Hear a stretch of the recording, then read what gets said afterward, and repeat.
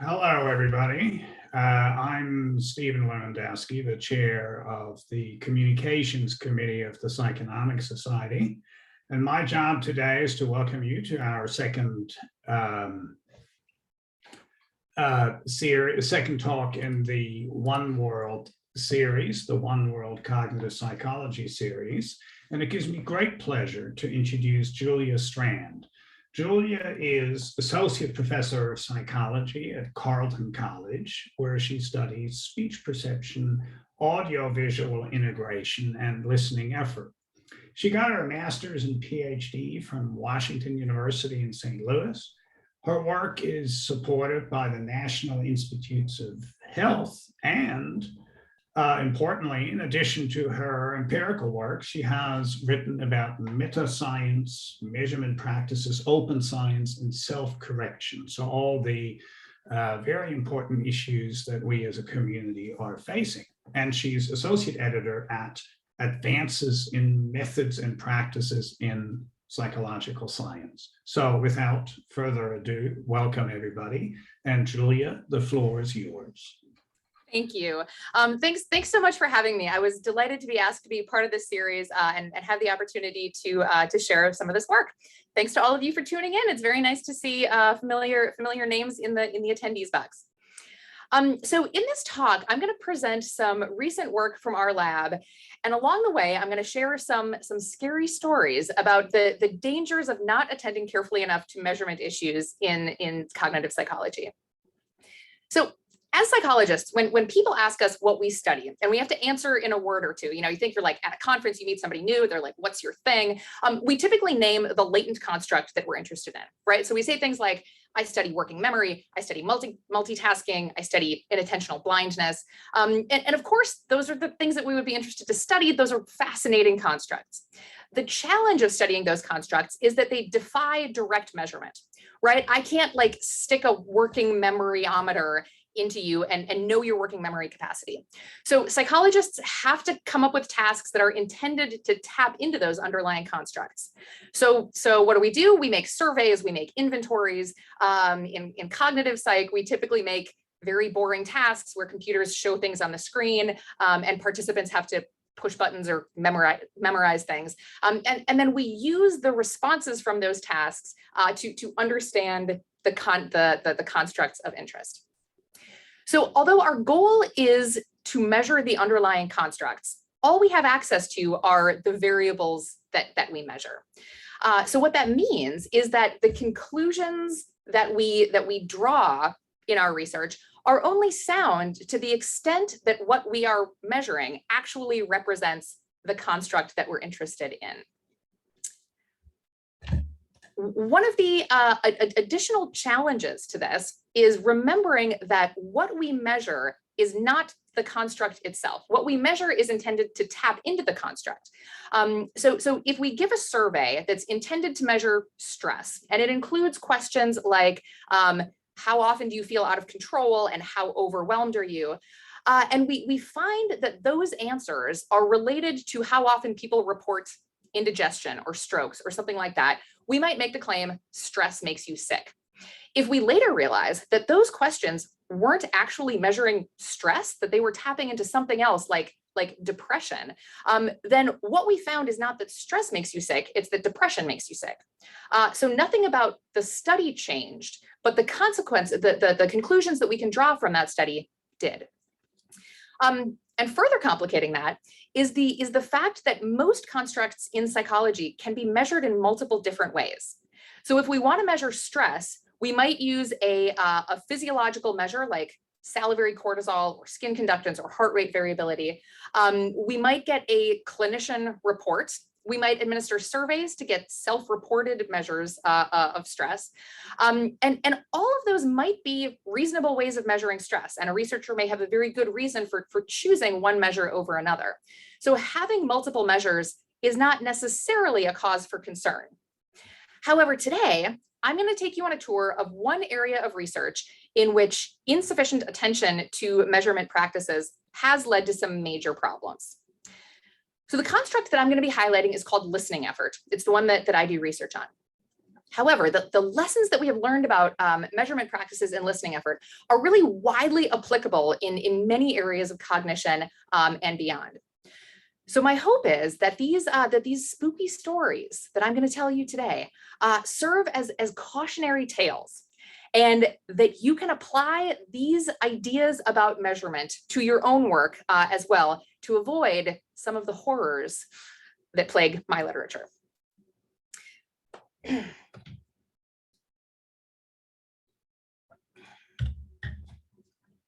All right, so to begin, I want to start by drawing your attention to the activity that you are engaged in right now, listening to spoken language. As I speak, sound from my voice is making its way across my desk, going into my microphone, being translated into a digital signal, and being recreated and sent through your computer speakers or headphones. Those sound waves are then hitting your eardrums and are eventually being translated into electrochemical changes that can be interpreted by your brain. And then that is somehow causing you to have ideas and think thoughts. So it's easy to forget how remarkable understanding spoken language is because it feels like it happens instantly and effortlessly. But when we point out what's actually happening, it becomes kind of magical, right? See, I've got this hole in the bottom half of my face, and by like flapping my mouth meat around in a particular configuration, I can shape events in your mind, right? It's when you put it like that, it's incredible. Okay, so in a quiet room with few other noises, understanding spoken language is typically relatively straightforward, and it appears to occur instantly and effortlessly. However, if you move into a noisy setting, or you're talking to someone who you've never spoken to before, you're listening to an accent you don't know, the talker is talking particularly quickly, it can become more difficult to understand the speech. And when I say more difficult, I mean that that you may be less accurate at identifying the words that the person is saying, right? So you may hear the correct word less often, you'll mishear words more, but it may also be more cognitively difficult. Right, and that cognitive challenge of trying to understand speech is what we call listening effort. So we define it here as the deliberate allocation of resources to overcome obstacles like background noise, like an unfamiliar accent, in order to understand speech. Colloquially, I describe listening effort as that feeling that you get in a crowded, noisy restaurant of like squinting your ears and your brain to try and understand what your conversational partner is saying. And it's important to note that accuracy at identifying speech is distinguishable from the effort that is necessary to process the speech. So as an example, in an easy listening situation, it may be possible to achieve high levels of accuracy at relatively low levels of effort. However, if you take that conversation into a crowded bar, into a noisy space, you may still be able to achieve high levels of accuracy. That is, you can still understand 100% of the words that the person is saying, but you have to work harder to do it, right? And we all have that, we've all experienced that kind of like fatigue and energy that's associated with squinting your ears and your brain, right? That's associated with extended listening effort. So if we only look at identification accuracy, these two situations are equivalent, right? We would say they got all the words right, no problem. But the noisy situation is one where we are more likely to avoid it, to remove ourselves from it, and more likely to feel fatigued after it. So especially in clinical settings, participants will experience these two situations very differently. Now, I got into this line of work because I'm fascinated by the thing about mouth meat making ideas, right? I'm interested in how people perceive speech in the wild, in real life. And speech in the wild is messier and more complex than we typically study it in the lab.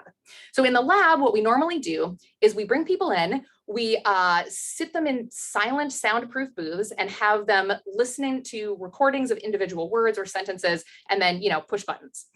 So this context is very different from talking to someone in a noisy bar where you have access to contextual cues and you're familiar with the speaker and the noise varies from moment to moment. And, and at least in the before times, you can see the face of your conversational partner. So one of the big discrepancies between wild type speech and lab speech is that most wild speech occurs audiovisually, and seeing the talker's face provides a rich source of information about what they're saying. So a lot of my work before I started studying listening effort was focused on how seeing a face affects speech recognition. And a very robust finding in the literature on speech research is that seeing as well as hearing a talker improves the intelligibility of speech. So especially with background noise, seeing the face of a talker helps you understand what they're saying. And this may be because we get timing cues from faces, right? Mouths are open when speech is loud, so they're kind of temporal cues about when to listen. We also get information about talker identity, which can help us, if we're familiar with that talker, to parse the acoustic stream. And importantly, we also get complementary information about the speech sounds that are being produced. The way that mouths move in particular ways can signal which phonemes are present. This is the time in the talk where I get very self-conscious about the fact that you're all suddenly staring at my lips. About the only silver lining of COVID and mass masking has been that suddenly everyone really understands the importance of a visual signal when understanding speech, right? People say, oh yeah, when they're wearing a mask, it's really hard to understand what they're saying. I'd say, yes, audiovisual integration. Yes, we've been saying this for years. And of course, one of the challenges to understanding masked speech is that in addition to muffling the audio signal, you lose access to the visual input as well. So to demonstrate this, I'm going to play some babbly background noise, like cafeteria noise. And after a second, you'll hear a somewhat louder voice come in. That's the target voice that you should be paying attention to. So at first you will see her, but not hear her. And then after a few seconds, you'll see her face as well. And I want you to notice how the task seems to change when you can see her as well as hear her. Here we go. 4,000 years ago, just 5 miles north of present-day Thetford in Norfolk County, England, our Neolithic ancestors began what may have been the largest early industrial process. This is the site, the Anglo-Saxon. So it makes a big difference, right? People say that the target speech seems louder, it seems clearer when you can see the face as well as hear it. So given the robust benefits to intelligibility that you get from seeing a face, a few years ago, I became interested in how seeing a talker's face affects effort. So remember that intelligibility and effort can vary independently. So just because the face provides recognition benefits doesn't mean that it's going to affect effort in the same way. So based on what you just experienced and your own intuition, I want you to think about, do you think that adding the visual of seeing a talking face to the audio signal, do you think that would increase effort? Do you think it would decrease effort? Do you think it might depend? That's always the right answer, right? Do you think, okay. So great news, regardless of the position that you took, you're right. There is a pattern in the literature to support every single relationship between seeing a talking face and listening effort. So the earliest research on this showed that seeing the talker's face increased effort. So maybe the face is distracting, maybe simultaneously monitoring 2 channels, paying attention to both what you're seeing and what you're hearing, or the act of combining them into a unified percept. Maybe that takes some additional cognitive load. But follow-up work showed that seeing the talker's face decreases effort. So maybe that complementary information that you're getting from the visual signal, that additional information about the speech sounds is limiting the lexical search space and facilitating mapping the acoustic input onto phonetic representations in memory, thereby lessening cognitive load. But there's other work that shows that it doesn't matter. There's equivalent effort when you can see the face than when you can't. And there's other work that shows that it may depend on the nature of the masking noise. So maybe speech-shaped noise leads to one pattern of results, but babbly background noise, like you just heard, leads to a different pattern.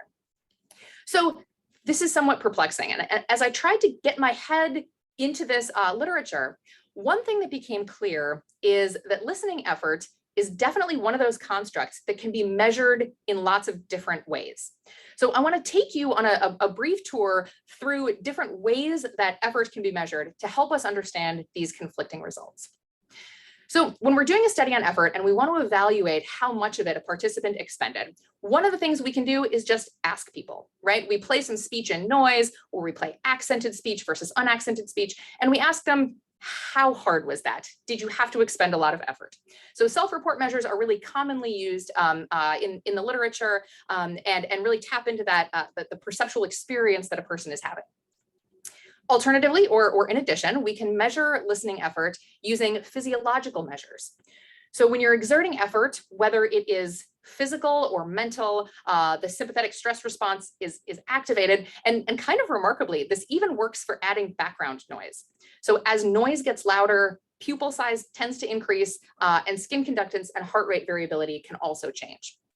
So we can measure effort using self-report measures and physiological measures. We can also measure it using behavioral tasks. So these behavioral tasks rely on the assumption that humans have a limited cognitive capacity. And when more resources are being used for one thing, fewer resources remain available for other tasks. So if you turn up the background noise and a participant has to expend additional effort, there are fewer resources that remain for things like encoding information into memory or responding to other tasks. So one class of behavioral measures that researchers have used are based on memory. We call these recall-based measures. And one of the ways that these can work is we present a series of words in noise or not, and ask participants to listen to them. And then after some amount of time, the list stops and participants are asked to repeat back the last several words that they heard. So they have to be kind of keeping in mind the most recent words and continually updating the words that they're holding in memory. So if there is more effort, the assumption is that participants will have fewer resources available to do that updating or encoding task and will recall fewer words. So fewer words recalled is taken as an indication of greater effort. Okay, so self-report, physiological measures, recall-based behavioral measures. But wait, there's more. We can also assess effort using dual task measures. So in these situations, participants will again listen to speech, but while they're doing that, they complete some secondary task. So one of these tasks that's been used in the literature before is you're listening to words and repeating them out loud, but then participants are also asked to push a button as quickly as possible anytime one of the words that they hear can be a noun. So given the assumption of a limited pool of resources, as you're expending more resources to listen to the speech, performance on the secondary task should suffer. Therefore, slowed reaction times on the secondary task, longer reaction times on the secondary task are assumed to represent greater effort. All right, so this is a sample of 4 different classes of measures: self-report, physiological, and the 2 kinds of behavioral. But there are multiple types within each of those classes. So how many unique measures of listening effort do you think have been used in the literature? Okay, we found more than 24 different measures that have been used to quantify effort.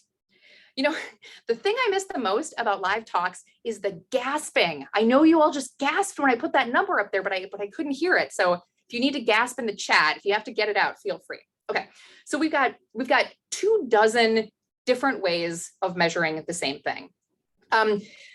To put this in context, let's say you were thank you for the gasping. Let's imagine that you are a researcher and you are studying the construct of human height. So in order to measure human height, you can use a measuring tape. You could use a ruler. You could use this little piece of string I have that I marked some lines on, or you could have like a panel of independent judges estimate people's height, right? That's 4 ways you could measure height. And even among those, I bet you have opinions about which of those is better and which of those is likely to be more error prone. So here in the listening effort literature, we have more than 24 different measures to work with. So remember, at this point, the research question that I wanted to tackle is, how does the addition of a talking face affect effort? But at this point, I have to look people in the eyes and I have to look this research in the eyes and say, hold the fort. I can't answer this question yet because first we've got some measurement questions we need to deal with. So I want to know how faces affect effort, but which of these 24 tasks should I choose to answer these questions? Which is the good one? I remember talking about that in our lab meetings. We're like, well, how do we know what the good one is? How do we know what to use? So in order to get a sense of the extent to which these tasks are interchangeable or figure out which of these tasks to use, we ran a large-scale validation study. So we had 2 key measurement questions that we wanted to ask. First, we wanted to look at convergent validity. So is performance on these different tasks related? Are these tasks measuring the same thing or tapping into the same underlying construct? We also wanted to assess discriminant validity. So are these tasks measuring something different than other known cognitive constructs? So we had a group of Carleton undergrads come to the lab and complete 7 measures of listening effort and a battery of 5 cognitive tasks. So these are the 7 measures of listening effort. I'm not going to bore you with the particulars of them, but I'll note that we had the 4 kind of major classes of effort represented. So that different classes of tasks, excuse me. So self-report, dual task, recall, and physiological. And we chose these by looking for measures that are commonly used in the literature, so aren't just kind of one-offs, and we thought represented a nice range within each type. So the question is simply, does performance on one task predict performance on another? Are people who self-report more effort more likely to show more effort as measured by a dual task paradigm? So here are the correlation coefficients.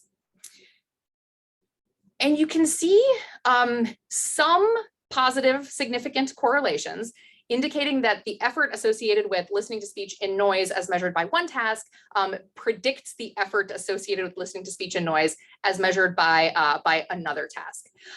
However, you may notice that the majority of correlations are small and not significant. And in fact, the average correlation across the tasks was 0.2, which was not statistically significant in this sample. So these results suggest relatively poor convergent validity, right? Despite the fact that all of these tests are supposed to be measuring the same thing. These are supposed to be measures of the same construct. They are not highly related to one another. I was talking about these data in a class of mine a while ago, and I showed them, gave the same setup I just gave you, showed it to my students and asked for their impressions. And they said the things like, oh, they're not very big. And then one student was like, at least they're all positive. I was like, well, yeah, I mean, yeah, they are all positive, but like, that's not the bar we're trying to clear in terms of figuring out whether these tests are measuring the same underlying construct. Okay, so this suggests that that we in the literature may have been succumbing to what Thorndike originally called the Jingle fallacy, falsely assuming that tasks are measuring the same phenomenon because they have the same name. So these are all called listening effort tests, but they don't all appear to be tapping into the same underlying construct. I'll mention that Thorndike didn't really give an explanation for why this is called the Jingle fallacy, so we're left with a somewhat unintuitive name, which I find very amusing. It's kind of a funny meta joke that the name doesn't bear much resemblance to the thing it describes. Okay, so this is our evidence for convergent validity. We also measured a bunch of cognitive variables. So the listening effort measures are along the left and the cognitive battery is along the top. So we measured their pure tone average, their hearing ability, and we also included measures of working memory, reaction time, inhibition, and perceptual closure. And we chose these tasks because they had been implicated by previous research as being the constructs that they are purported to measure are important for supporting effortful listening. So when we talk about effort as like the allocation of resources, these are the resources that people have suggested may be important. So perhaps people who have a better working memory capacity will have to expend less effort when listening to speech and noise. Okay, so here are the correlations between the listening effort measures and the cognitive battery. And again, there's a lot of variability, but some of the correlations are rather strong, suggesting that what we are calling listening effort measures may indeed depend in part on these cognitive factors. The thing that is somewhat concerning, the thing that made me type gasp into the chat window, is that some of the correlations that we see here are stronger than the correlations we see among the measures of listening effort. Let me just say that again. This is very important. Correlations between tasks that are supposed to be measuring different things are in some cases stronger than correlations between tasks that are supposed to be measuring the same thing. So this is very spooky. This suggests some relatively poor discriminant validity as well. Tests that are supposed to be measuring different things should not be more highly correlated than tests that are supposed to be measuring the same thing. So this suggests that in addition to Jingle, we may also have some evidence for what Kelly later called Jangle, the false notion that different tasks must be measuring different things because they have different names. The most striking example of jangle that we found when we were surveying this literature has to do with a task called listening span. So in listening span tasks, participants hear a sentence, they are asked to repeat the final word of the sentence and then make a sensicality judgment. Could you predict that final word from the preceding context? And they do this a number of times. And then when given a prompt, they have to repeat back the final word in that series. So listening span is pretty commonly used, and the way that it's administered is relatively standardized. However, in some papers in the literature, listening span is referred to as a test of working memory. So they'll say, we measured working memory using the listening span task. But in other papers, it is described as a test of listening effort. So they say, we measured listening effort using the listening span task. So the exact same task is said to measure different constructs in different papers. And so it's a really interesting question of whether people with higher working memory capacities have to exert less listening effort. But if we measure both constructs using the same task, it is unlikely to render informative answers. Okay, so these ideas about Jingle and Jangle are not new, right? Like, look at the dates on those citations. Thorndike's was talking about this in 1904. But the ideas have been receiving renewed attention lately, in part because of their potential to affect issues of replicability and generalizability.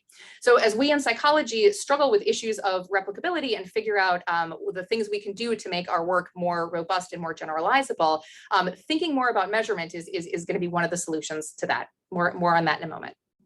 All right, so let's go back to our spooky set of conflicting results. When we look closely at the methods of these previous studies, what we noticed is that work that has shown that faces tend to increase effort have used dual task paradigms. Those that showed that it decreased effort have used running memory or a recall-based task. The one that showed that the addition of a face didn't have an effect on effort used a different kind of memory task, and the other one used a different kind of listening effort task. So perhaps these results aren't actually conflicting at all, right? Perhaps these are not failures to replicate. Perhaps seeing a talking face hurts whatever the dual task measures, and it helps whatever the running memory task measures, and it doesn't have any effect on whatever the paired associates task measures, and so forth, right? So maybe what look like conflicting results are a function of the fact that these are just measuring different things. However, before we can be sure that the pattern of results that we're seeing here are due to differences in measurement, we have other variables that we have to rule out. So these studies on the screen differed in other ways than just using different tasks. So some of them used individual words as the speech materials, and some used sentences. And some had an open-ended response, and some were closed set. And they were done in different languages, and they had different participant groups, and they used different kinds of masking noise, and so forth.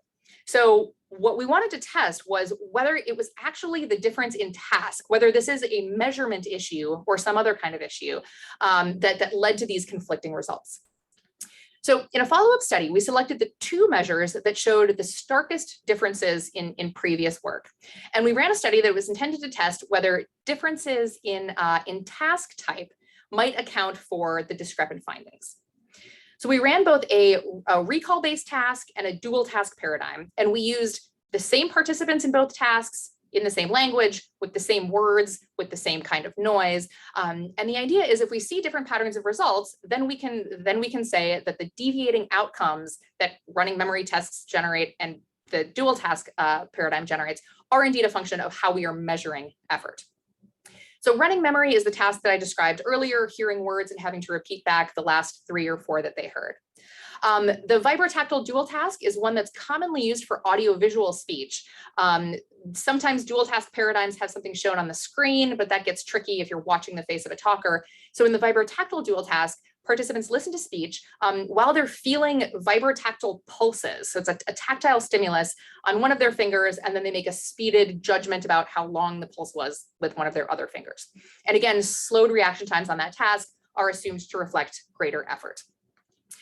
We had both an audio only and an audiovisual condition. So it's the same audio tokens in both cases, just changing whether they see the video of the speaker or not. And we also manipulated task difficulty. So some prior work has suggested that whether faces help or not, it depends on task difficulty. If the listening situation is easy enough that you don't need a face to understand the speech, maybe the face increases effort, but maybe it's different if the face is actually beneficial for intelligibility.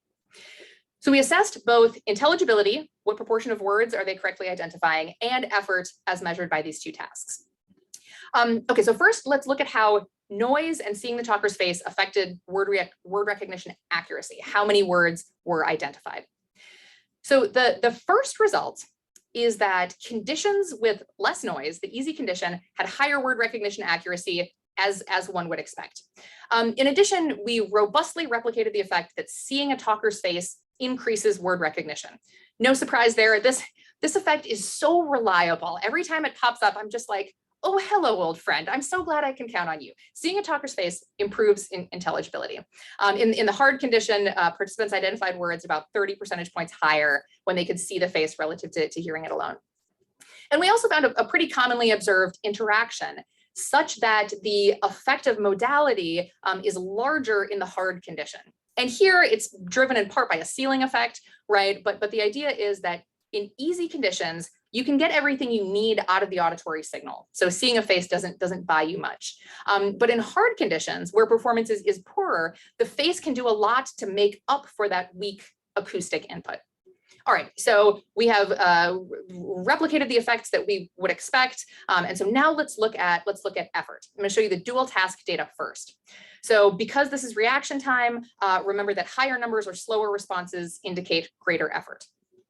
So the first finding is that we found slower reaction times in the harder listening condition. And this is exactly what would be predicted. In hard listening situations where there's more background noise, listeners are using more resources for processing the speech, fewer resources available for doing the secondary task, and so response times are slowed. We also found that participants were slower to respond when they could see the talker than when they could only hear her. So this is consistent with previous dual task work. And it's not clear why seeing the talker's face would increase effort. Perhaps it might be the result of distraction from the face, of the additional cost of monitoring multiple channels, of integrating the two sources, or something else.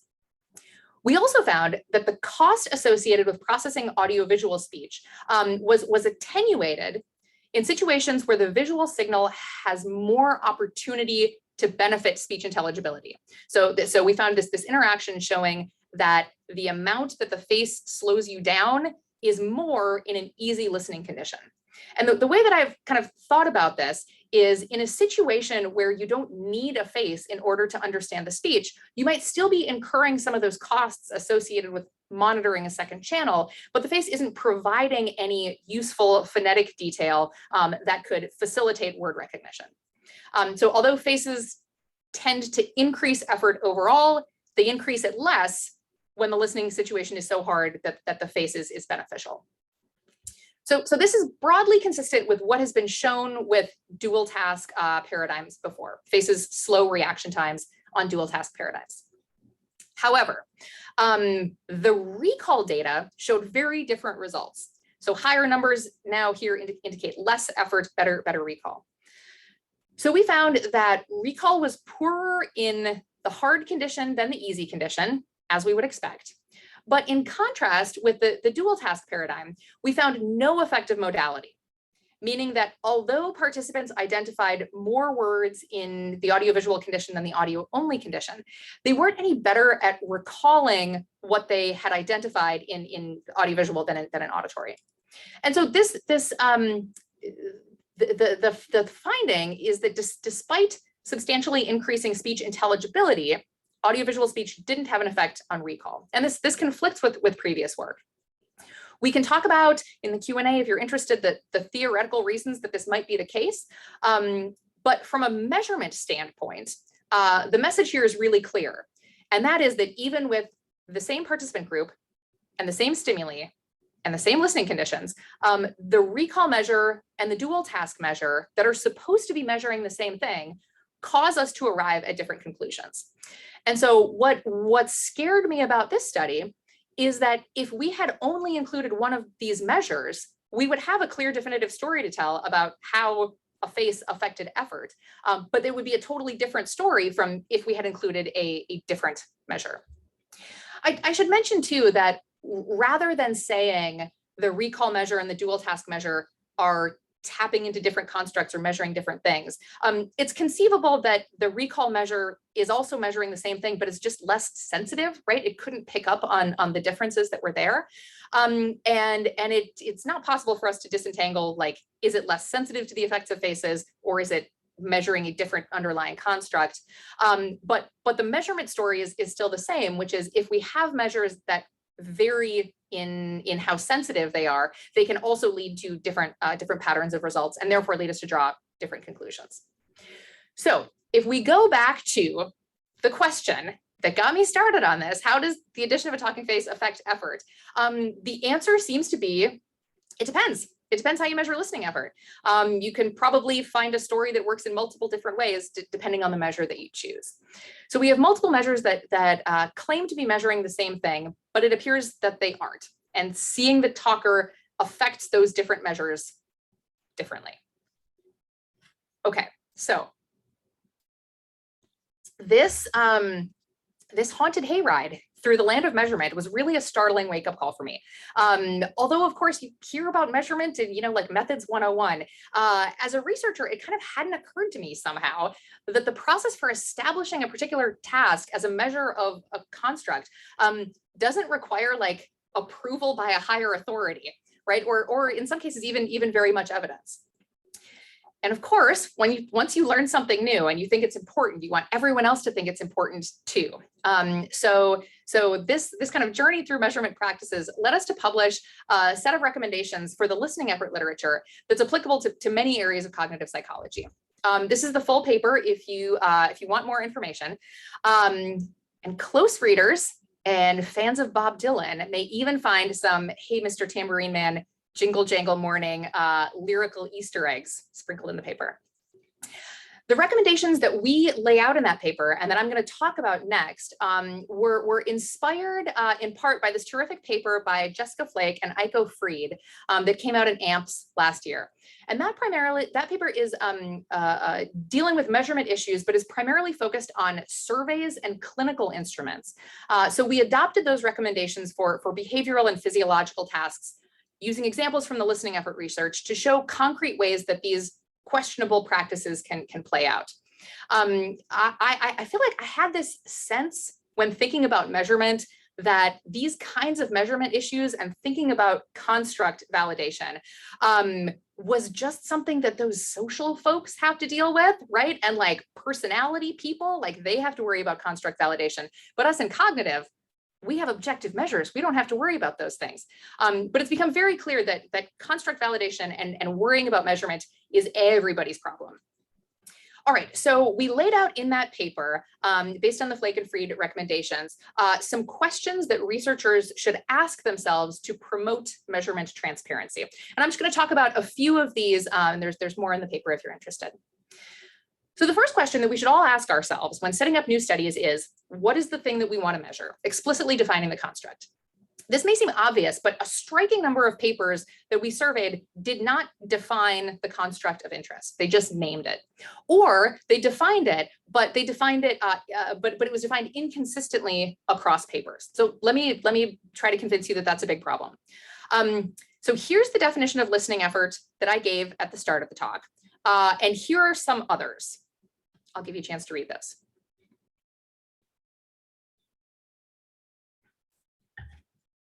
Now you'll notice that these definitions share lots of features, but the differences among them reveal unresolved theoretical questions in the literature. So for instance, does listening effort depend solely on attentional resources, or are other cognitive resources like working memory or executive control involved as well? In addition, does effort occur only when listening demands are high, or does effort occur in easy listening conditions too, albeit to a lesser extent? The fourth definition explicitly states it only happens when task demands are high, but the others don't mention that. Does listening effort only happen when participants are really working hard, when they're highly motivated? Or do we expend effort even in situations where we don't really care whether or not we hear what's being said? Additionally, are we talking about this, when we talk about effort, are we talking about the subjective experience of effort, or are we talking about the act of investing resources, which may, down the road affect the subjective experience? So explicitly defining the construct can help to clarify the theoretical underpinnings of the thing that we're trying to measure, and can also help to choose a measurement to use. So if we know that two studies are conceiving of a construct differently, we may be less surprised when those studies render different patterns of results. Even though they're calling it the same name, they're thinking of it differently, and so they're measuring different things. All right, after defining the construct, we need to make the critical decision of how we measure it. And as I've noted, this is not a simple task when there are lots of different choices of measurement and there's no agreed upon gold standard. It is quite rare that researchers justify the listening effort measure that they're using. I mean, we have been guilty of this too. We say, which one should we use? Let's use this one. And that makes it difficult for future researchers to know what criteria to use when they're selecting a measure for their own study. So the measurement choices that we make could be affected by lots of different things. So one of the things that might guide which measure to use could be the setting that the results are likely to be applicable to. So clinicians may be interested in using self-report measures because they want to know about participant experiences, right? People who are interested in how noise affects classroom settings may choose to use a recall-based measure because it's assumed to be similar to measuring learning or retention over time. And if you're interested in how listening to noisy speech affects concentration or attention, or an activity like driving, then a dual task paradigm might be the most appropriate because it's measuring kind of that resource use in the moment. We might also select a measure to be consistent with previous work. So if there is some finding on listening effort in college students, and I want to see if it extends to older adults with hearing loss, I may opt to use the same measure that was used in the research on college students in order to draw comparisons. In other cases, researchers may justify their use of measure just based on what equipment they have or what they have access to, right? So if I want to do a study with a physiological measure, but I don't have an EEG, maybe I'll use pupillometry instead. Sometimes it's just, well, we already have this task programmed and I know my RAs know how to run it, so let's use that one, right? And explicitly disclosing this, even if it's just, we're comfortable with this measure, we've used it in the past, and that's why we chose it, can be really useful for future researchers. For instance, if there's a question that I want to ask and I want to use measure X, but I'm looking at a previous paper and it used measure Y, but the only reason they used measure Y is that they didn't know how to use measure X, but they might have preferred to, that would be really useful information to know, right? Just to say we selected this measure, but think that this measure would work similarly or something like that. So there are lots of reasons that a researcher may choose a particular task, but regardless of the reason, it's helpful for readers and future researchers to know the rationale behind that decision. And this is not at all standard practice in the literature right now. Once the measure is selected, it's also important to transparently detail every aspect of its implementation. We have tried to replicate several studies in this literature and have been struck by the fact that many critical details for implementation are missing. And so direct replications are kind of impossible. We can directly replicate to the best of our ability, but we had to make a bunch of calls because the information wasn't present in the methods section. So the most comprehensive way to ensure that the methods are fully transparent is to make all materials publicly available in an online repository, such as the Open Science Framework. So there may be methodological details that seem trivial when you're writing a methods section, but at a later stage are revealed to be influential. Or you may think that you've documented all of the key details, but have forgotten some. So having all of those materials stored somewhere where others can access them can help make that more transparent. Researchers should also explicitly note any modifications to the measures that they've made and describe why those modifications were necessary. So as just one example, researchers may opt to use different numbers of critical items or probe trials in a task. So you use the same task as a previous study, but you're using 200 words instead of 100 words. And there may be good reasons to do that based on trying to increase power or the conditions being studied or anything like that. But having a task be twice as long may lead to greater fatigue, more expended effort, and so may change the pattern of results. So it's important to note those kinds of methodological variations from previous work to make it easier on future readers to understand why the results of this study may differ from one another. Researchers should also indicate whether the measure was for that particular, the measure used in that study was created on the fly, right? Whether it was a brand new measure that was created for that study in lieu of using an existing one. Creating measures on the fly is very common in the literature on listening effort and may be necessary for the purposes of a particular study, but the decision to do that is rarely justified. And then finally, we recommend looking for ways to assess convergent validity within the context of a particular study. So papers that have opted to include multiple measures of listening effort in the same study have been really informative in pointing out the presence of Jingle in the literature. So we recommend that whenever possible, researchers include multiple measures of effort in a given study, even if measurement issues are not the focus. So this can help to identify issues pertaining to convergent validity and resolve inconsistencies in the literature and help to clarify what these different measures of listening efforts are in fact assessing. So we've made these recommendations with the hope that greater attention to measurement practices will make the research and the work that we do more informative and enable us to be able to better understand our constructs of interest. Poor measurement practices have hindered our ability to be able to interpret the results of individual studies and weaken the foundation on which theories are built. And the current state of the literature does not imply that listening effort is not a real construct, right? Like we all know what it feels like to have to work hard to understand speech.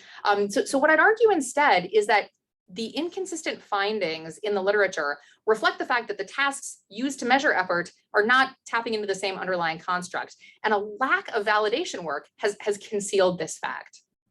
So I would encourage all of you to take lessons from the listening effort literature and think about how these measurement issues can apply to your constructs of interest as well. And finally, for the reviewers and editors who are on this call, I would also encourage you to be supportive of high quality measurement work that comes across your desk. Measurement is not necessarily the flashiest or most headline worthy work, right? There were no press releases that says studies show listening effort tasks have poor convergent validity. But it is the foundation on which all of our knowledge is built. When I was prepping our big validation study, I was talking with my wonderful PhD advisor, Mitch Summers, and I talked him through the rationale of how all this was going. And I said, Mitch, why has nobody done a large scale validation study where you get a bunch of participants and you run them over multiple sessions on 7 measures of effort and a big cognitive battery to test for convergent and discriminant validity? And he was like, are you kidding? Who would want to do that? And I mean, like, he understood that it was important and was very supportive, but at the same time, he was like kind of thinking about like what would incentivize people to do that. This is not the kind of study that people are typically like jazzed about taking on. And I think that's a real problem given how important this kind of work is for enabling us to understand what we are actually measuring. So my hope is that you take these spooky stories from the listening effort literature and apply it to your own work. I am grateful to the wonderful research students that I work with, to Violet Brown, who worked with me as an undergrad and took the lead on several of these papers, and also to the people who pay the bills. If you are interested in accessing any of the materials or associated data, the link to my Open Science Framework page is on the screen, and I'll put the slides from this talk on there later on today. Finally, I would like to thank you for deliberately allocating your cognitive resources to processing my speech. Thank you. Thank you, Julia, for this really interesting talk. And if you saw in the chat, people were engaged and gasping. Some found some good emojis for that. And we also have some questions in the Q&A already. So yeah, maybe I should introduce myself just real quick. I'll be moderating this discussion. My name is Beatrice Kuhlmann. I'm from the University of Mannheim, and I'm one of the initiators of this series, and I'm glad to still be involved. And we have the Q&A. You can post your questions in there. You can also like questions in there to let me know which ones more people are interested in. And today we also have the settings such that we can have you unmute and chime in the discussion as well, which I think should be really nice. So if I'm calling on your question and you're willing to chime in and elaborate on it better than I can do from what's written, then please use the raise your hand feature to signal to me that you have a microphone and you'd be ready to connect. So you have that on the bottom, the little hand, raise your hand. And I guess we'll try to start with the most popular question, which is by Sahil Luthra. So if you're willing to chime in, you can signal that via the raise your hand. I'll read the question for now to get us started. So fantastic talk. The message I'm taking away is that different tasks may differentially tap into a construct of interest. And how might statistical methods like latent factor analysis address this issue? That is, if we can figure out how much each task taps into a construct, does that put us on our way to actually studying the constructs we want to study? Yeah. Hi, Sahil. That's an awesome question. When we were setting up the validation study, we had kind of daydreamed about, like, can we include even more measures such that we have enough measures for each of the different task types that we could try to do a factor analysis. I think that would be awesome. We decided not to for that one because we were already like taking on so many things, but that could be really informative. So if, for instance, we have multiple measures within each type and do a factor analysis that reveals that, there is something that a factor that all of them are loading onto, but the recall ones are loading onto something else and the dual task are loading onto something else, or, some other factor that I haven't thought of. I think that could be really informative. Somebody do that. I would love it if somebody did that. Do you want to do that, Sahil? It seems like a lot of work. So, are you kidding? Who'd want to do that? Yeah. But I mean, it might be the case that the different measurements are loading onto different factors in a way that really nicely ties to the differences that you're seeing in your data, right? Where some are increasing listening effort and some are decreasing it. So,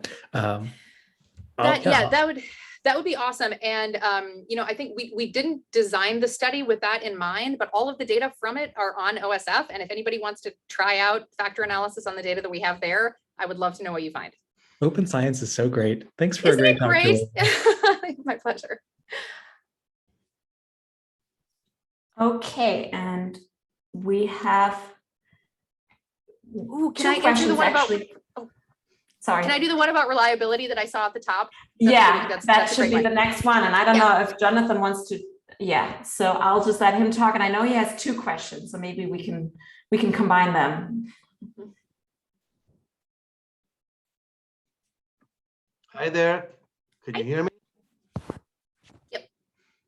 Hi there. So I have two questions. First, great talk. Really enjoyed it.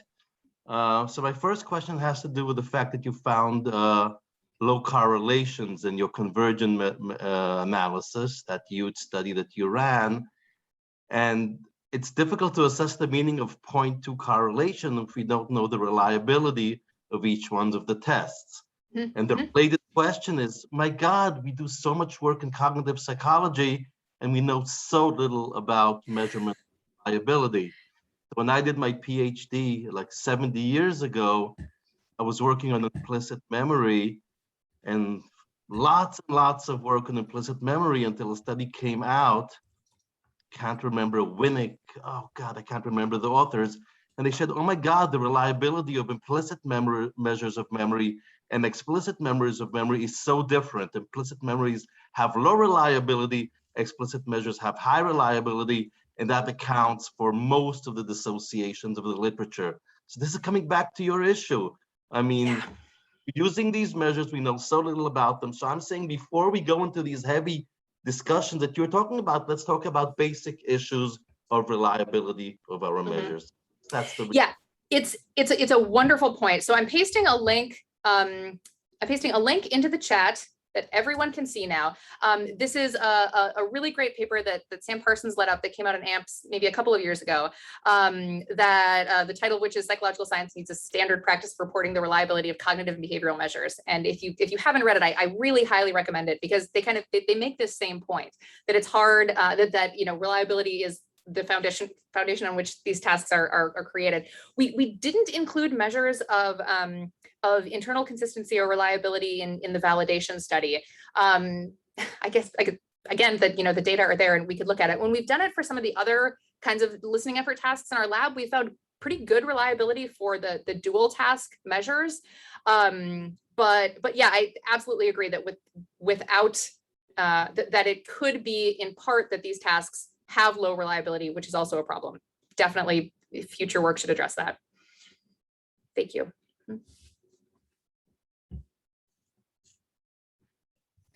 Did you also want to touch on your second question, Jonathan? Okay, so my second question, thank you for the answer. It's a great, I was not aware of the reference. I was just wondering about the RT data. I started my career doing RT data, then I dropped it. I don't know how to analyze RT data. I know how to analyze accuracy.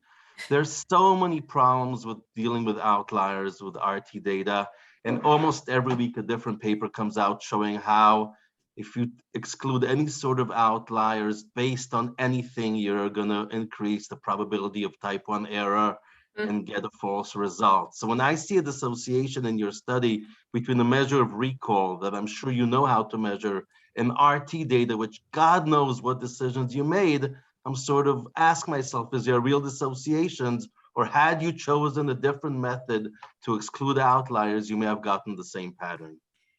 Yeah, this is also a great question. I'm now pasting in the chat the link to probably my favorite paper in the psychological literature, false positive psychology.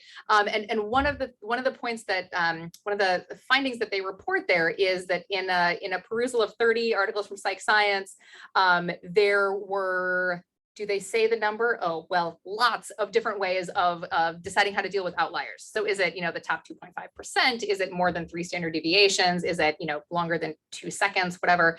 And we did, we looked at papers in, there's a Gosling and Gagne review article on dual task measures that highlights, all of the measures of dual task measures of listening effort that have been used in the literature.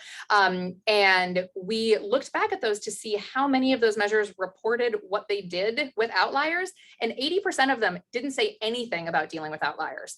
And, for those of us who have worked with reaction time data, yeah, well, I don't know, maybe what I'm about to say is contentious, but you have to do something about them, because otherwise those reaction times of 45 seconds when someone is, checking their phone or whatever, go into your data.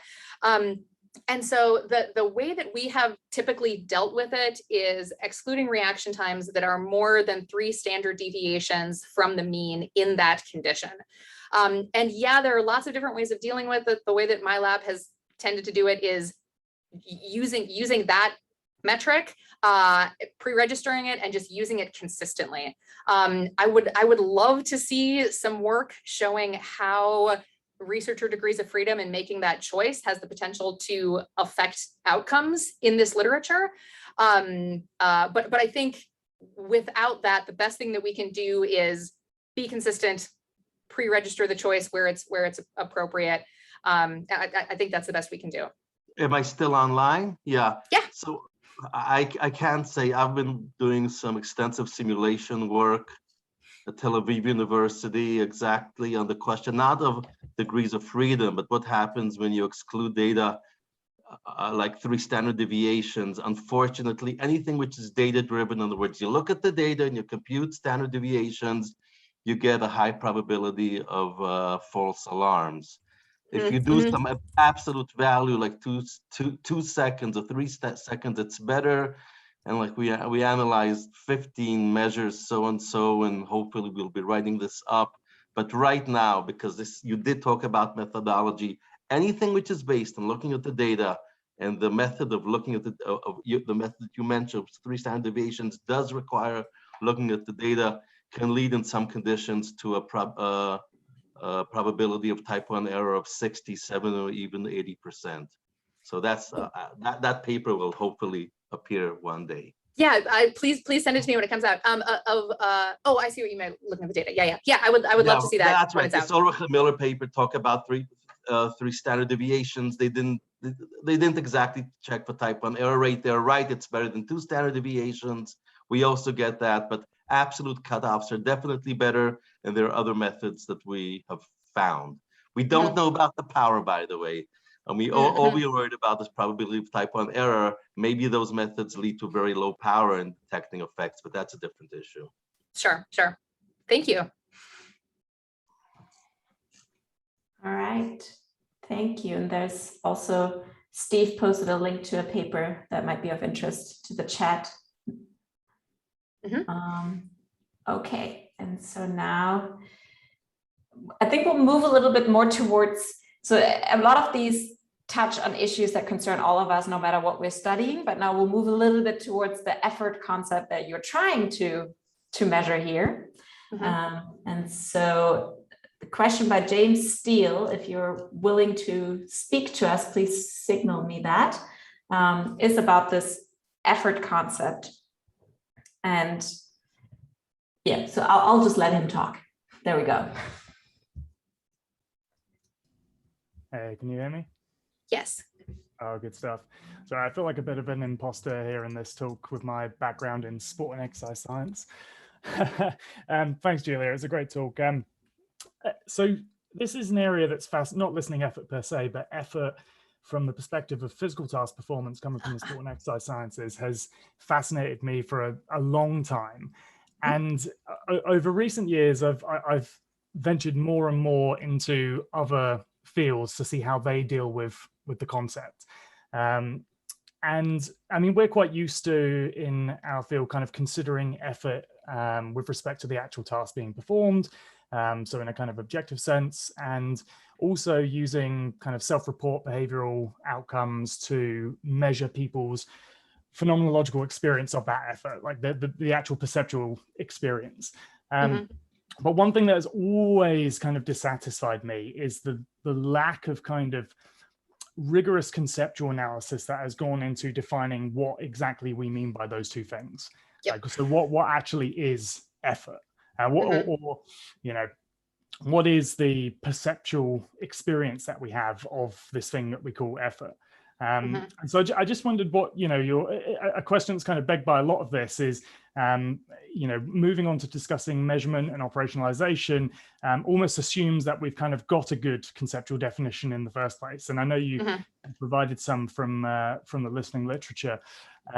So yeah, so I'm really just interested in your thoughts on this topic. So do you think that there has been sufficient conceptual analysis that has gone into defining these concepts such that we can determine what the necessary and sufficient conditions are to accept whether a given operationalization is quote unquote good or valid in the first place? I mean, we could get even more kind of philosophical and say, you know, do we think there is a real definition of effort or perception of effort that really exists, or do we have to be content with just dealing with sort of stipulative definitions and assessing them based on how useful they are for a given purpose? So yeah, I'm just interested in your thoughts on the topic. Yeah, thank you. It's a great question, and it's I'm delighted to hear that there are applications of this even outside of, you know, cognitive psychology. Think about sports psych too. So thank you for that.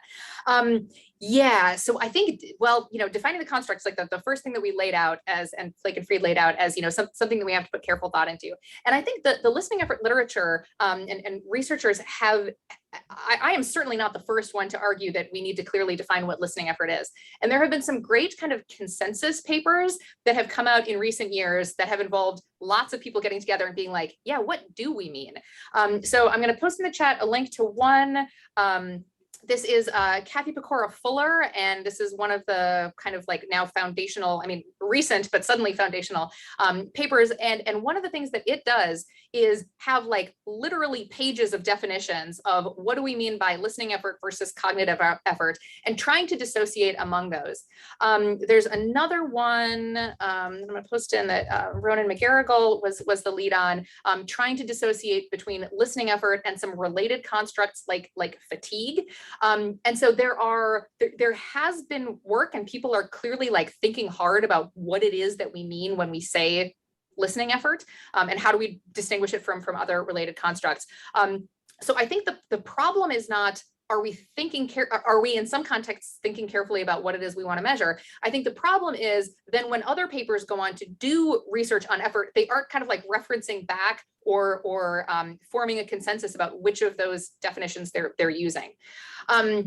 So one of the other recommendations that we laid out in the paper is to kind of move away from just saying we're measuring listening effort and instead say things like, we're measuring the dual task costs associated with listening to challenging speech and noise. So like trying to be more pointed, because we have thought of effort as like something that is happening in the moment and something that has long-term consequences and something that is a subjective experience and something that is like the act of investing those resources. I think if effort is trying to like wear all those hats and do all those things, it shouldn't be surprising that there's a lack of consistency.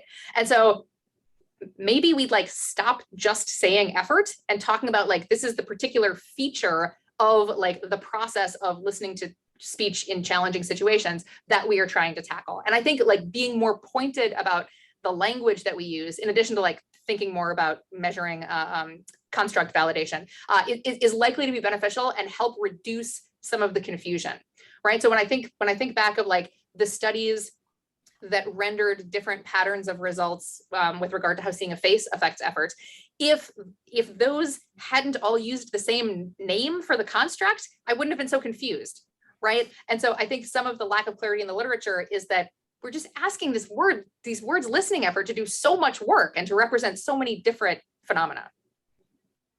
Yeah, and thanks for sharing those two papers. I hadn't seen them. Can I be completely selfish here as well and share a preprint of my own, which I would love to get anyone here's feedback on.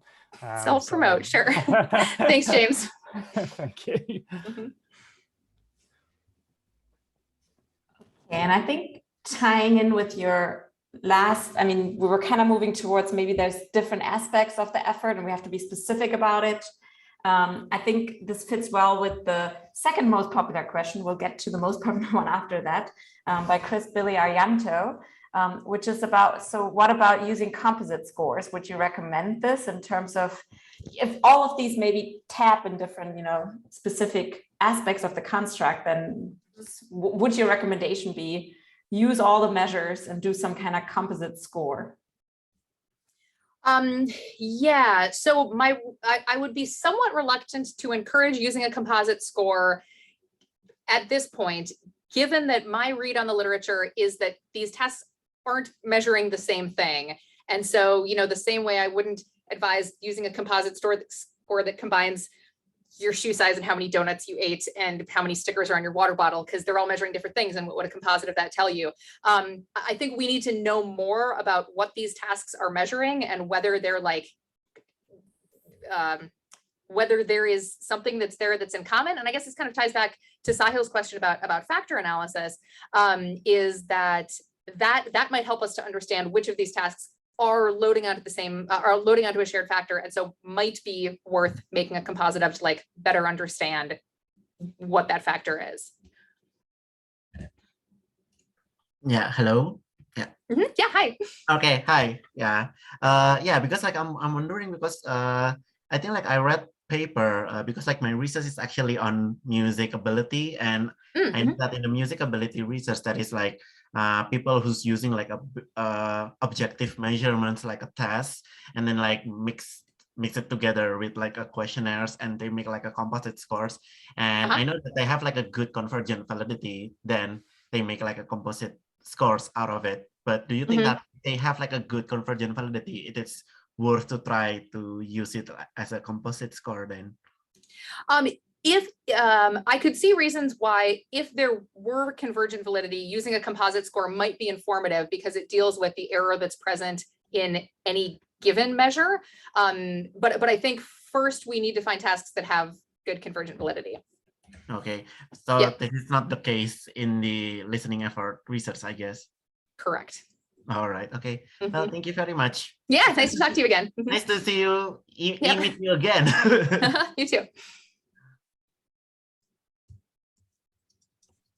Okay, and the next question is by Susan Tubner-Rhodes. If you want to chime in, you can signal me. It's asking about, so assuming we can measure listening effort, I guess.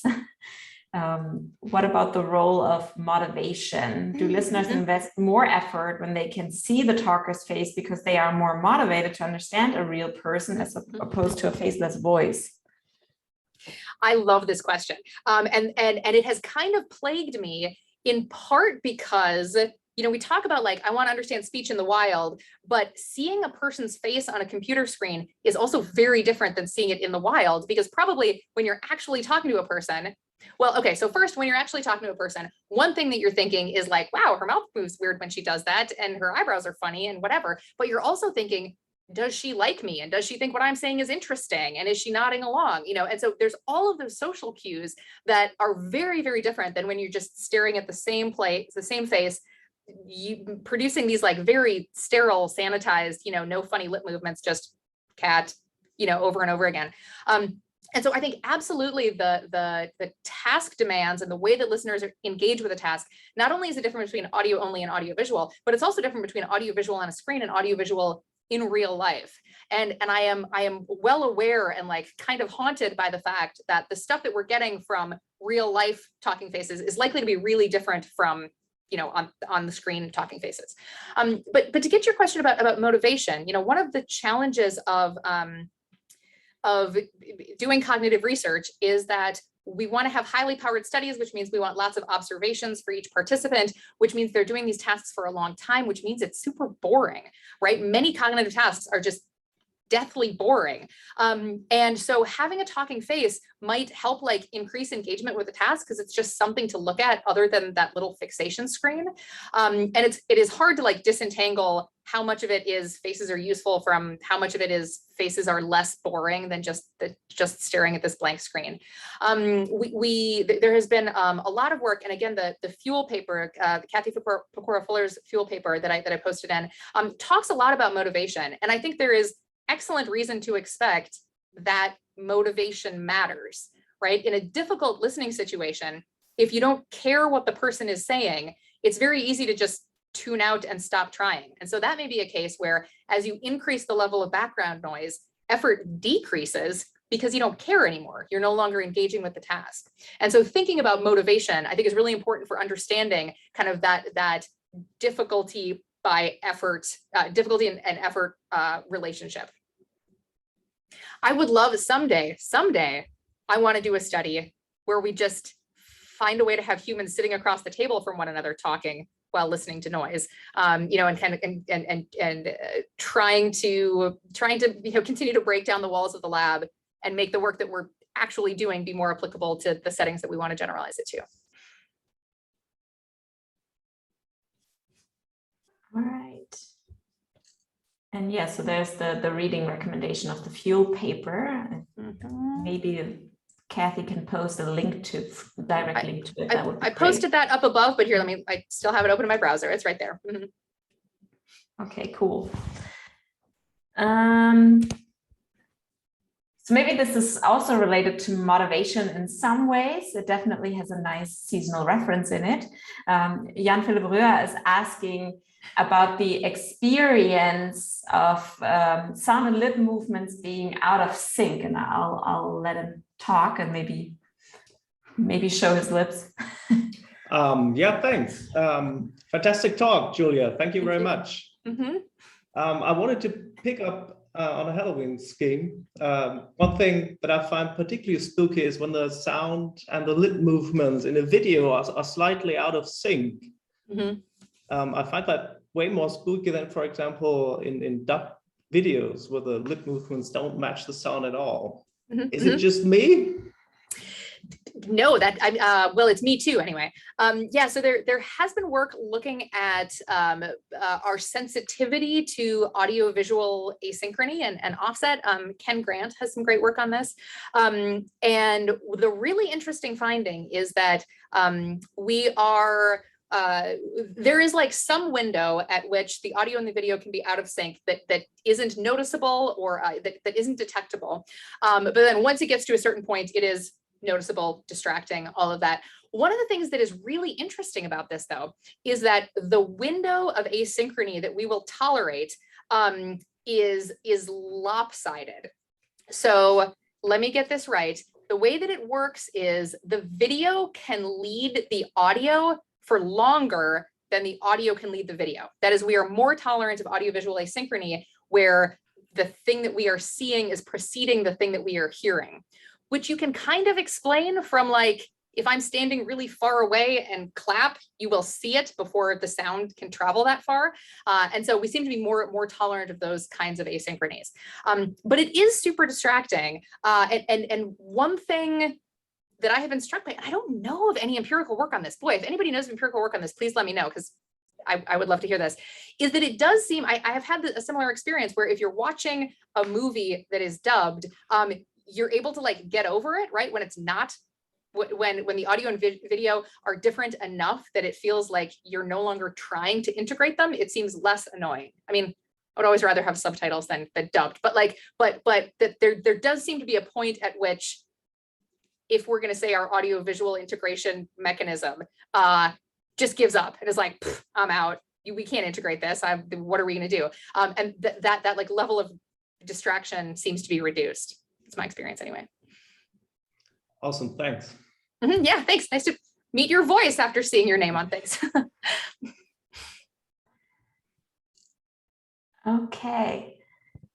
I can, from personal experience, say that I have the same, that there's a certain point where it's super annoying, and then if it's too much off, it would be interesting if we can scale this, and there's a sweet spot where after which it starts not mattering. Yeah, interesting idea. We have a question by Sochin Chen, which kind of moves back to this more general question. So there's two tasks, task A and task B, and they're arguing that they're both the better one to measure something. And she's also postulating here that they're using maybe the same units, so reaction times. Do you have any recommendation? What is the ultimate test here then that tells you which one has the better validity? So assuming maybe the reaction time goes to it being similar reliabilities, I assume, in some ways. So some of these issues are tackled. Yeah, I'm not sure if Jason Geller is still on the call, but we had a little banter on Twitter before this where he said, and I hope Julia reveals what the best measure of listening effort is. And this is kind of a similar question of like, all right, so we know that they're not all measuring the same thing. So now which one do we use? I am not going to deliver a definitive answer on that, in fact. And I think the answer is that like, it depends on both the setting that you want to extend it to, right? And to some extent, like the phenomena that you're really interested in. So as I have been like wrestling with these different types of tasks and what do they all mean? What does it all mean? What do the tasks all mean? I have kind of started to come down on really liking and opting to use dual task kinds of measures, because what I think I'm the most interested in are kind of the processes underlying effortful listening in the heat of the moment, right? And the downside of recall-based tasks is that it requires, is that those effects happen downstream, right? They are not like being measured in the moment. And that how well we recall something can be affected by a lot of factors other than listening effort, right? Like if I say, remember these words, car, lamp, table, genocide, you're going to remember one of those words because it was unexpected and highly emotionally salient, right? And so regardless of whether effort was involved or not, there are other things that affect recall. And so I think, yeah, as James says in the chat, like this is one area where the conceptual definition becomes really important. Like, what measure do you use? Well, like, what do you want to know? Like, what do you want to measure? And I think like really thinking carefully about that and justifying it is part of the problem. I also have started to really like self-report measures, which when we got into this, I was like, well, self-report, what's that even going to do? Let's get some reaction times, right? Good cognitive psychologist here. But in fact, you know, if what we are interested in is applying this to clinical settings and figuring out how effort, you know, is affecting people who are hard of hearing or cochlear implant users, thinking about just what is your personal experience with this can be really important. One of the challenges is that self-report measures often tend to move with or be affected by participants' perceived performance on the task. So they're like, that was hard. I think I got a lot of those wrong. I guess that was a lot of effort. So one of the things that I like about the NASA TLX, which is the subjective effort measure that we use, is it asks participants questions about how well do you think you did on the task? How much effort did you have to expend? How frustrating was the task? And multiple other things, so that participants have the opportunity to say, it was really hard in that I don't think I did very well, but it didn't take much effort, or something like that, to kind of distinguish between those, though.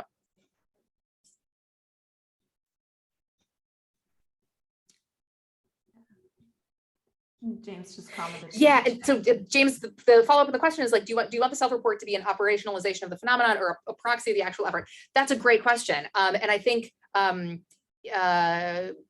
part of the answer is how we frame what we're talking about. Like, am I saying that what I want to measure is the participant's subjective experience, or am I saying what I want to measure is like the act of investing those resources? And so it seems like, self-report is getting at the former, and something like a dual task measure is getting at the latter. So, that's one of the reasons that now we basically just always include multiple measures, because even if you're not particularly interested in subjective effort for a particular task or a particular context, it can just help to clarify some of these existing confusions in the literature.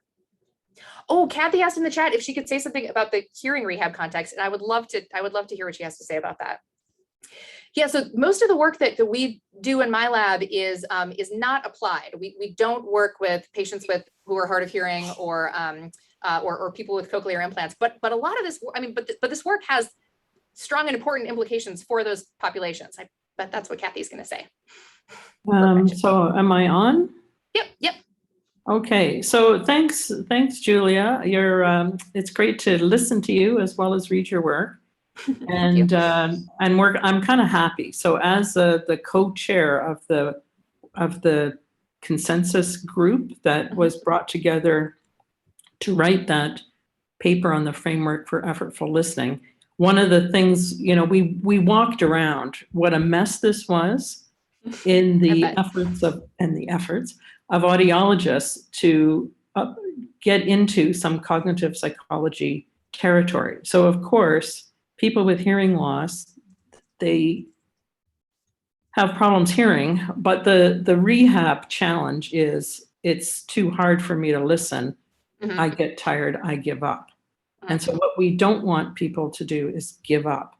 So the audiologists know nothing about cognitive psychology, and they kind of stumbled in this interdisciplinary quagmire. And that was what we were trying to sort out in that workshop. And so there was a mix of people that, sell hearing aids, people who work on the audiology side, but also cognitive psychologists, psychologists who are experts in motivation. We also had a philosopher of sensation to try to just stand back and say, what kind of a mess is this? And we have to get a grip on it. And one of our recommendations was that people should look at multiple measures within a study. So thank you very much for doing that. And it really takes us forward. But I think, clinically, that was the motivation for our work. And I think clinically it's like, yes, well, people might be able to engage more effort in order to overcome adversity, but why would they do that? And when would they do that? And this is, I think, I love these questions about motivation and arousal. And I think that is for the real world, for the clinical world, we have to put together social psychology and clinical psychology and health psychology and cognitive psychology, not to mention all the other disciplines to actually be able to apply this in the real world. And ironically, the hearing aid companies thought that if they made better hearing aids and people got a better signal, they would start saying that it was less effortful for them to listen. But some of the studies actually show that when people get hearing aids, they put out more effort. And I think it's because they get more return on investment. So they actually are willing to engage in more challenging everyday experiences, and they don't give up so soon. So I think you're right on. I would love to see where you go with that. When do people decide that it's just too much and they quit? Versus how do we actually do some interventions with them so that they can harness that effort when it's a goal that they find important and of value. And I think some of the people who are doing the brain imaging and the electrophysiology, we learn more and more about how people are engaging different parts of the brain, to confront listening in everyday life. So it's no small task. We'll be here for many lifetimes figuring it out. But I think because we basically, at Art Wingfield's suggestion, he just said, oh my God, just don't invent another model, just, distill the fine points of the existing models. So we just took a page from Kahneman. And I guess if Kahneman didn't figure it out, I don't feel so bad that we haven't figured it out yet either. I mean, and one of the additional challenges that we have is that, listening effort, like this is a topic that straddles so many other fields, right? That there are some of us who come to the game from cognitive, there are others who come from audiology and clinical settings, and then there's neuro work as well, and then the social stuff of like, how do we engage in the situation? What are the factors that motivate people to engage in these behaviors? And so, yeah, I think one of the things that I feel when I look at this is like, what a challenge we have here, right? Like we're trying to incorporate like all of these different disciplines and understand it from so many different angles. But it also just reinforces like, this is so important, right? Like understanding how this works, I mean, is really interesting and important for basic science reasons, but also for these clear clinical applications as well. Yeah.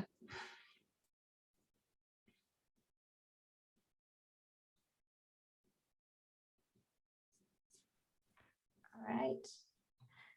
Thanks so much. I think we can maybe briefly, I think these were already touched upon a little bit. We have two questions that are more on these more applied or maybe clinical. I don't know how to call these questions. So one is about whether you know anything about the effect of arousal on listening effort.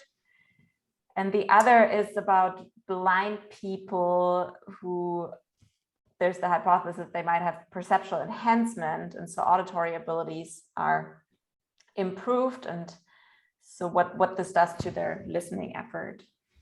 Yeah. So with regards to arousal, there is the Fuel paper touches on arousal as well. One of the real challenges with studying effort, especially using physiological measures, is that some of the markers that we use to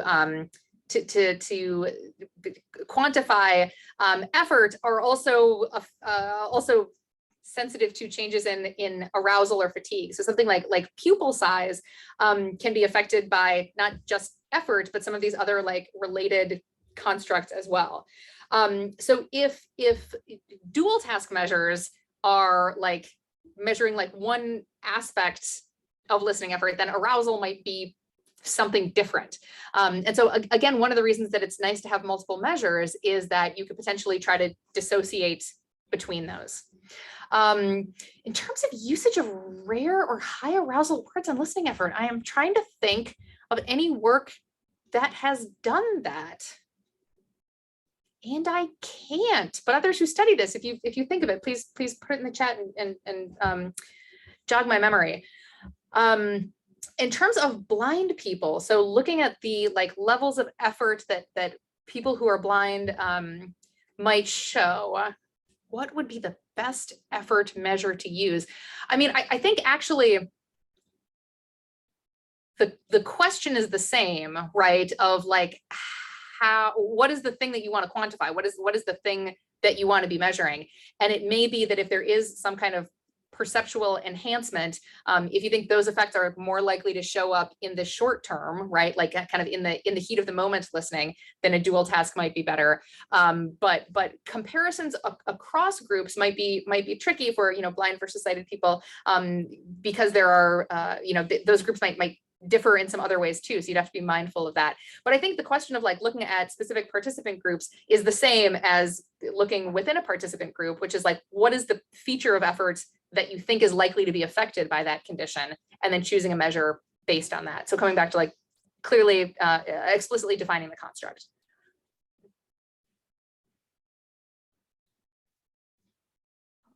Great. And so I think for the last few minutes, we'll move further back to more methodological questions. And I don't know if James Steele wants to chime in, a question about item response theory models and whether these could help answering some of the questions here. And he says he has some ideas, so I'll let him talk. Yeah, sorry, me again. Yeah, I mean, so item response theory is not something that we typically get taught in my field, so it's something I've kind of stumbled across. And in my sort of thinking about trying to better define and what we mean by actual effort or its perception, and I guess getting to the point, my real thing that I'm interested in is understanding the kind of psychophysical relationships between the effort required for some task attempt and then the experience of that effort for a variety of reasons. And obviously coming from a physical task kind of background from sport and exercise sciences, it's very easy to come up with tasks and operationalize them in such a way that we can kind of consider the task demands, we can measure the capacity of an individual to perform such a task, and we can kind of derive what we think the effort required for that task actually is to then relate to some perceptual self-report measure or behavioral outcome that's reflective of phenomenology. But I've been trying to sort of rack my brain about like, it would be interesting to think like, how can we do this kind of psychophysical work for, more cognitive tasks? And I got thinking about whether or not, using something like item response theory modeling, where you have some way of scaling the demands of a given item in a battery of items to someone's ability or capacity to perform on the task overall, might be some way of operationalizing the actual effort required to then relate perception of effort self-reported for a given item to it, if that makes sense. I feel like I've not made that very clear. No, I think I know what you're getting at. Yeah, so I have not seen anybody use IRT in the listening effort literature, and I think so it would be difficult to do at the item level, right? So if we're like, how much effort is required to listen to this particular word or this particular sentence, we have like reaction times associated with this single stimulus item, that there are likely to be lots of features of those items that may affect effort independently. So how frequently does the word occur, and how long is it, and how many other words sound perceptually similar to it?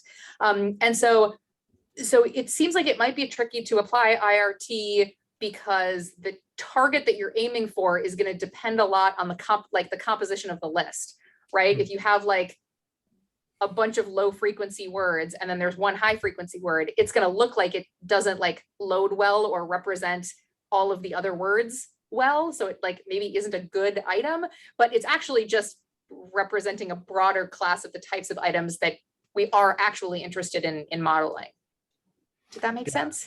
Yeah, I think so. It's almost like the inherent complexity of the kind of tasks being performed in a listening task. Like the example I kind of got in my head, and something I'd like to tinker around with, is almost kind of using something like not a listening task, of course, but something like Raven's progressive matrices and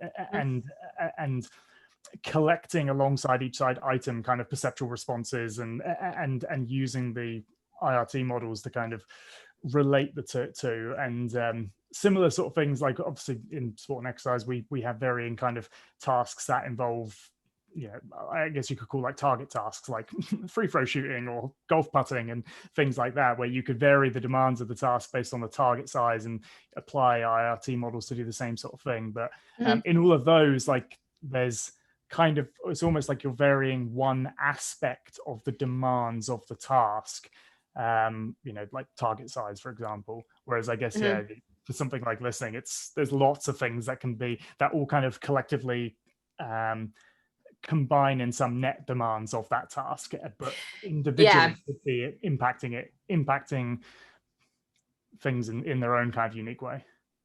I see that Kathy like dropped another paper from that same fuel special issue, and I think there's likely to be a lot of stuff in that special issue that you're interested in, because even though, I mean, we're clearly interested in like different types of effort, but it sounds like a lot of the same issues are kind of at play in both fields. Oh, definitely. Which is cool. I mean, hopefully, I would love it if you would like send me some stuff from the sport and exercise science world that you think might be informative for how we think about these issues too. Because actually, one of the places that I feel like I have made some gains in my own thinking about this is talking to people who study different kinds of effort, or you know, think about how we engage in social situations differently, like talking to social psychologists about it too, because it kind of can help to conceptualize what the assumptions are that I have about listening effort, that have kind of been smuggled in, but aren't necessarily even, that maybe we should question and think about whether those assumptions are founded. Yeah, well, from our field, like most work is kind of from Gunnar Borg, and who I think worked with Weaver and Fechner, and it comes from a more kind of like psychophysics background. But nowadays, our field gives so little thought to it, which is why I ended up kind of like drifting into other fields to see like, well, what is everyone else doing? But yeah, no, definitely. I mean, there are some, I think over the last few years, certainly in sport and exercise, people are thinking more about it. There is still kind of like I mean, my interest in it came from sort of like almost like an issue of face validity with a lot of the scales that we use. So a lot of the physical scales that Borg developed, just in the kind of research I was doing before I really got interested in this, I was using those scales and getting just results that kind of made no sense. And I know the feeling. Yeah, which then made me think like, well, what the hell is this scale even measuring? Like, so awesome. Well, thanks, James. It's interesting to see the parallels between the two fields. Yeah, thanks, James. And there's also a recommendation in the chat for a paper that you might want to check out. So we're wrapping up, but I don't want to ignore the final question that's remaining.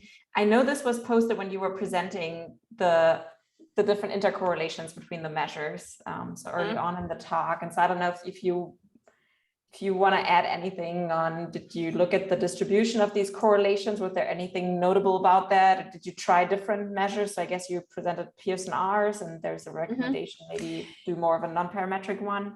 Yeah, so we looked at a few different tasks. The data that a few different ways of analyzing the data that I showed were the correlations collapsing across the easy listening condition and the hard listening condition. We also looked at whether or not the cognitive abilities were related to the amount of change participants showed when moving from the easy condition to the hard condition. So the idea is not just is performance on the task when we collapse across the easy and hard conditions, or is performance on those tasks correlated, but also are people who, for instance, have higher working memory capacities, are they like less impaired by the addition of noise than people who have lower working memory capacities or something like that? And those data turn out to be equally muddy and difficult to interpret. There were some correlations that emerged, but it was again kind of hard to identify clear patterns or tell much of a story from them, other than these tasks seem to not be measuring the same thing. All right, great. Thanks so much, Julia, for the awesome talk. And there have been comments all throughout thanking you for this presentation, and people have been inspired both to think about listening effort and to think about the more broader measurement issues that we all have no matter what we study. So thank you so much also for answering all the questions. With that, we're closing today's session. The next seminar will be in January, so next year, January 26th, with Annalena Schubert on why does a higher speed of information processing facilitate reasoning. And so you don't forget, the call is already open that you can get your ticket, and that will also remind you when it comes closer. So I'm putting the link in here, so that's open now. And we will have the recordings of the past 2 seminars up soon, hopefully, on the website as well. So yeah, thanks everyone. Thanks especially to Julia. Thanks so much.